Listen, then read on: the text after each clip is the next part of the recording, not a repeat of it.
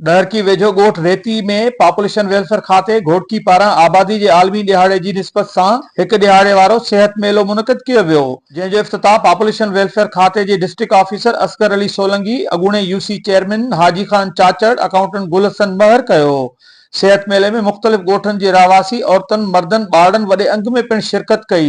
उन मौक़े ते district population welfare officer Asghar Ali Solangi, Sadullah Phulpoto, Abdul Basit Lakho ऐं ॿियनि चयो त पॉपुलेशन वेलफेयर खाते पारां घोटकी ज़िले जे मुख़्तलिफ़ यूनियन काउंसिल्स जे मुख़्तलिफ़ ॻोठनि में सिहत मेला मुनक़िद कया पिया वञनि, जंहिं जो मक़सदु इलाइक़े वासियुनि खे फैमिली प्लानिंग हवाले सां खेनि ॼाण ॾिनी वञे। हुननि चयो त माउ ॿार जी सिहत जे हवाले सां हिक ॿार खां ॿिए ॿार ताईं घटि में घटि 3 सालनि जो वक़्फ़ो लाज़मी कयो पियो वञे।